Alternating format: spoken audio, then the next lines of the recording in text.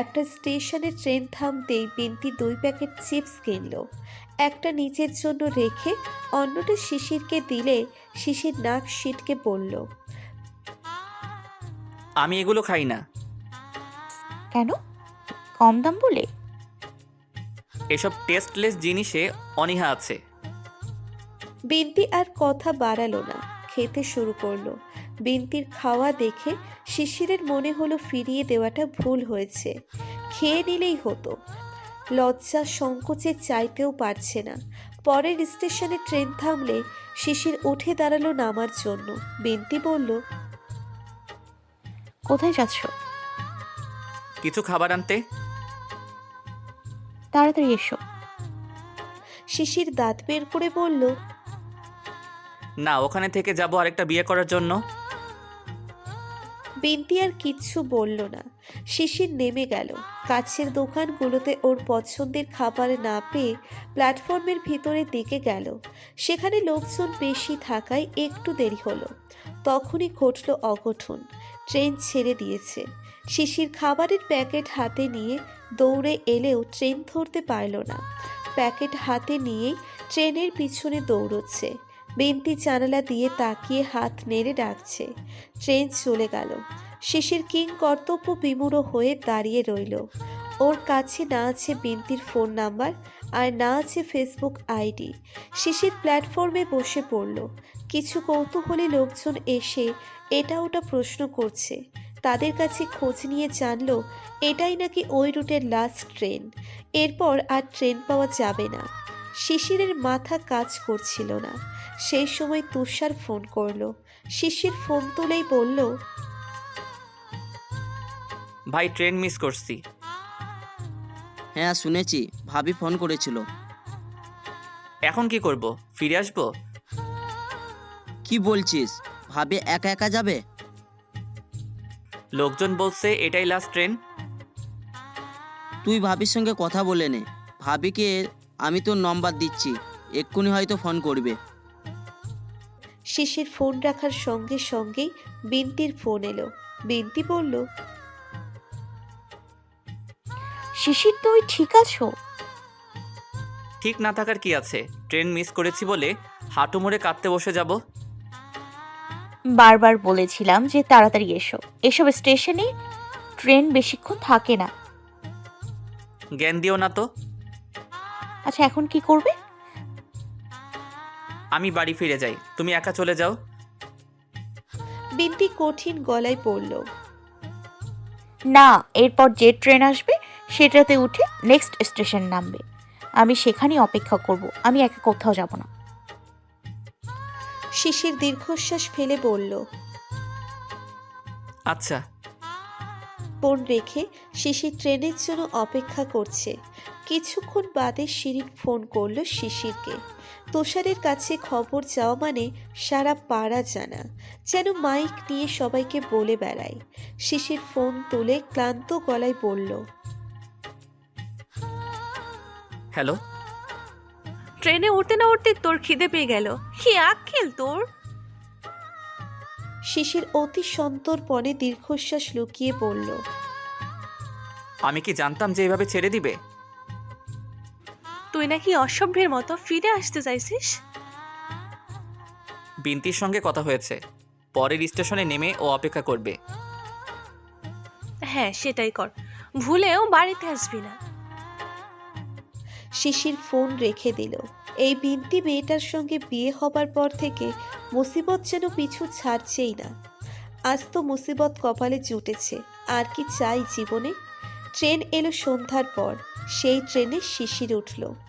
বসার জায়গা পেল না, তাই দাঁড়িয়েই যেতে হলো।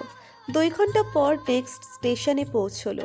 বিন্তি দেখল শিশির প্ল্যাটফর্মের দিকে আসছে। খাবারের প্যাকেট এখনো সঙ্গে আছে। বিন্তি হেসে ফেলল। শিশির বলল,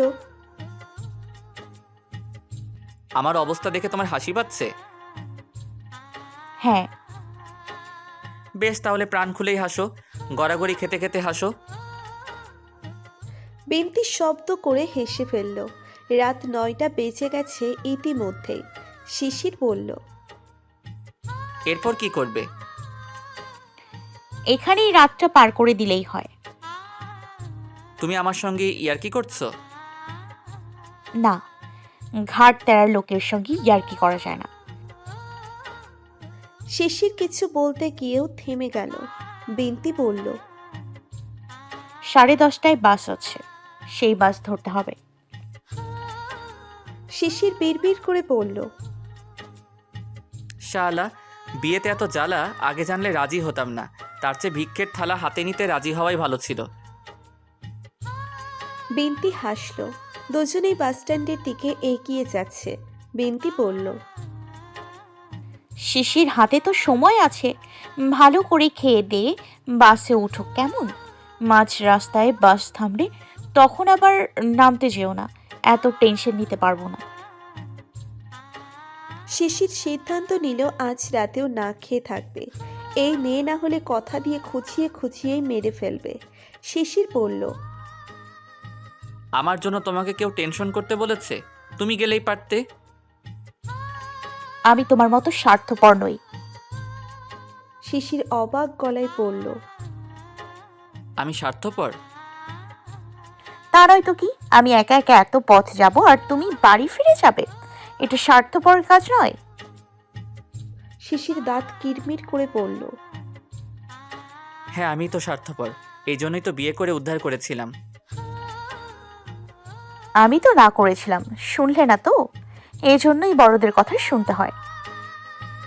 শিশির রাগী চোখে তাকালো। বিড়বিড় করে বলল, সেই বেটা খুব বাঁচা বেঁচে গেছে, মাঝখান দিয়ে আমি ফেঁসে গেলাম।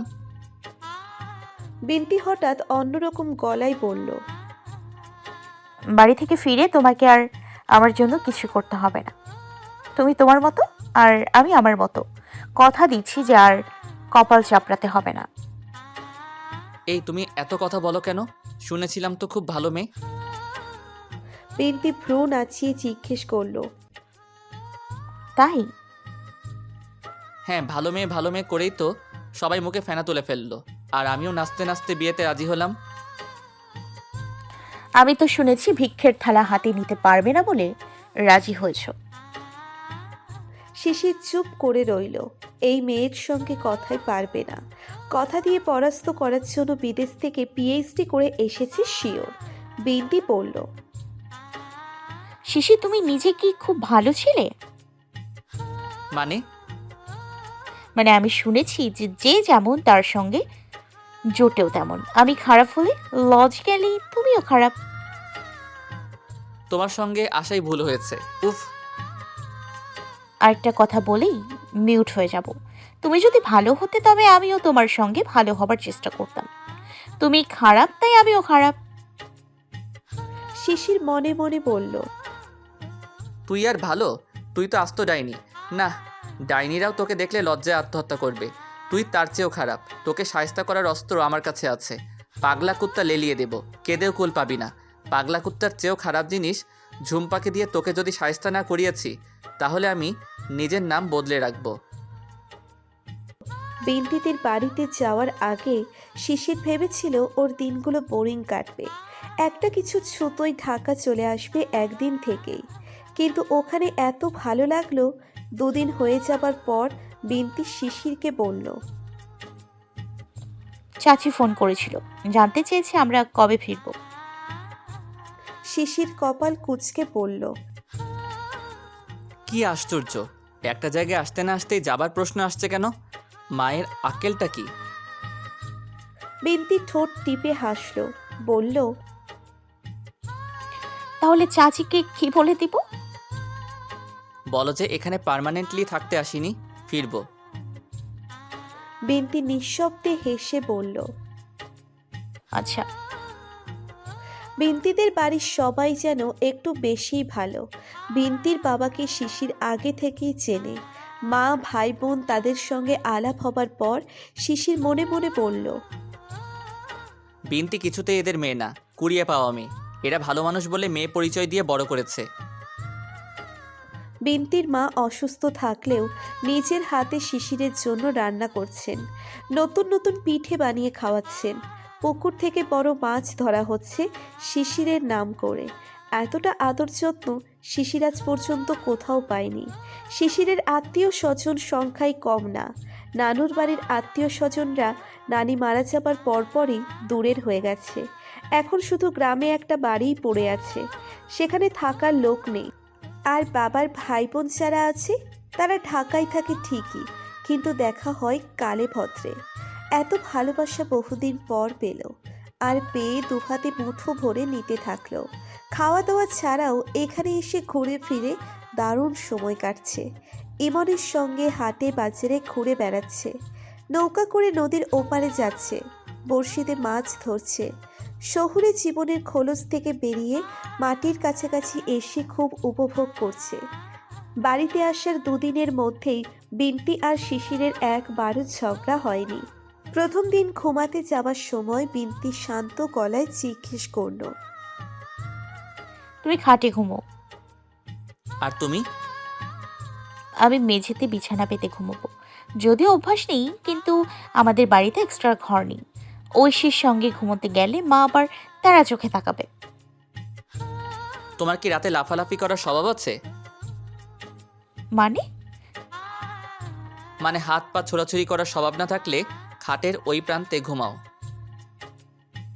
বিন্তি ভ্রু নাচিয়ে জিজ্ঞেস করল, সিরিয়াসলি? বাড়িতে তো একসাথে থাকবে না বলে যুদ্ধ বাঁধালে। আরে এক খাটে ঘুমানো নিয়ে সমস্যা নেই, আমার তো তোমার রুমে থাকা নিয়ে সমস্যা, কারণ আমার প্রাইভেসি লাগে। এত প্রাইভেসি কেন লাগে? এই তুমি এত প্রশ্ন করছো কেন? বিন্তি আর কথা বাড়ালো না, বিছানা ঠিক করে মাঝখানে দূরত্ব রেখে শুয়ে পড়ল। শিশির লাইট অফ করে বালিশ ঠিকঠাক করে শুয়ে পড়ল। কিছু সময় চুপ থেকে বলল, বিন্তি ঘুমিয়েছো? না। তোমার বাড়ির লোক খুব ভালো, তোমার মতো না। তুমি এরকম বদমাইশ কিভাবে হলে? বিন্তি নিঃশব্দে হাসল, বলল, কি জানি। শিশির আর কথা বাড়ালো না। বিন্তি জিজ্ঞেস করল, শিশির, তোমার গার্লফ্রেন্ড আছে? ছিল, ঠিক ছিল না, ছিল আর আছের মাঝামাঝি। বুঝলাম না। মানে আমাদের মাসে 10 বার করে ব্রেকআপ হয়, তাই বুঝতে পারছি না যে আছে বলবো নাকি ছিল বলবো। বিন্তি হেসে ফেলল, বলল, তাহলে আমাকে বিয়ে করলে কেন? আর তোমাকে দেখে তো মনে হচ্ছে না যে তুমি একটা কষ্টে আছো। কষ্ট কেন থাকবে? আরে সিরিয়াস কিছু না, না পেলে মরে যাব, এইটাই প্রেম না। তবে পেলে মরে যেতাম, এটা শিওর। তাহলে এটা আবার কেমন প্রেম? প্রেম কিনা সেটাও জানি না, সবার গার্লফ্রেন্ড আছে। আমার না থাকলে বন্ধুদের আড্ডায় প্রেস্টিজ থাকবে না, তাই নামের গার্লফ্রেন্ড। বিন্তি অবাক গলায় বলল, নামের গার্লফ্রেন্ড? হ্যাঁ, সোশ্যাল মিডিয়ায় কাপল ছবি আপলোড করার জন্য তো একজনকে দরকার। বিন্তি শব্দ করে হেসে ফেলল। শিশিরও হাসল। হাসি থামিয়ে শিশির বলল, এখন মনে হচ্ছে যে তুমি আঙ্কেল আন্টির মেয়ে। বিন্তির হাসি থামছে না, থেমে থেমে হেসে উঠছে। শিশিরের ভালো লাগছে। বিন্তিকে এখন আর শত্রুপক্ষও মনে হচ্ছে না। কথা বলেও আরাম লাগছে। শিশির জিজ্ঞেস করল, তোমার প্রেম তো সিরিয়াস ছিল তাই না? প্রশ্নটা করে শিশির জিভ কাটল। সেন্সিটিভ টপিকে কথা বলা একদম উচিত হয়নি। বিন্তি বলল, তোমার প্রেমের গল্প শুনে মনে হচ্ছে আমারও সিরিয়াস ছেলে ছিল। বলেই বিন্তি আবার হাসতে শুরু করলো। শিশিরও হাসলো। ওই রাতে দুজন অনেকক্ষণ গল্প করে কাটালো। সকালবেলা খেয়ে দিয়ে শিশির বেরিয়ে পড়লো ঘুরতে, আর বিন্তি মা বোনকে সাহায্য করছিল। বিন্তির মা মেয়েকে নিয়ে ভয়ে ছিলেন। এরকম একটা বিয়েতে মেয়ে মানিয়ে নিতে পারবে কিনা এই নিয়ে দ্বিধার শেষ ছিল না, কিন্তু শিশিরকে দেখে নির্ভর হলো। ছেলেটা একদম মাটির মানুষ, যেভাবে সবার সঙ্গে মিশছে পুরোপুরি নিশ্চিন্ত হলো একটা রাত কেটে যাবার পর। হেমন্তের মাঝামাঝি সময়ে রাতে বেশ ভালো শীত পড়ে, তাই পাখা চালানো দরকার হয় না। ঐশীর ঘর থেকে বিন্তির স্পষ্ট হাসির আওয়াজ নিজ কানে শুনে অনেকটা নিশ্চিন্ত হয়েছে। 4 দিনেও যখন শিশিরটা ফিরছে না, তখন তুষার এলো। এসে দেখল শিশির এখানে বেশ আনন্দেই আছে। তুষারকে পেয়ে শিশিরের আনন্দ আরও দ্বিগুণ হলো। 2 ভাই মিলে পুকুরে একদিন মাছ ধরতেও নেমেছিল। আশেপাশের আত্মীয় স্বজন, প্রতিবেশীদের আদর আপ্যায়ন সবকিছুই হাসি মুখে গ্রহণ করলো শিশির। যারা বিন্তির ভবিষ্যৎ ভেবে চিন্তায় মরে যাচ্ছিল, তারাও শিশিরকে দেখে ভারী অবাক হলো। 2 দিনের বেড়ানো 10 দিনে গিয়ে ঠেকল। শেষমেশ শিরিনের ধাক্কাধাক্কিতে ঢাকায় ফেরার সিদ্ধান্ত নিল। শিশির সবাইকে কথা দিল যে ডিসেম্বরের শেষের দিকে ও আবার আসবে পিকনিক করতে। বিন্তি না এলেও ও আসবে। আসার আগে বিন্তির মা শিশিরের হাত ধরে কাঁদতে কাঁদতে বলল,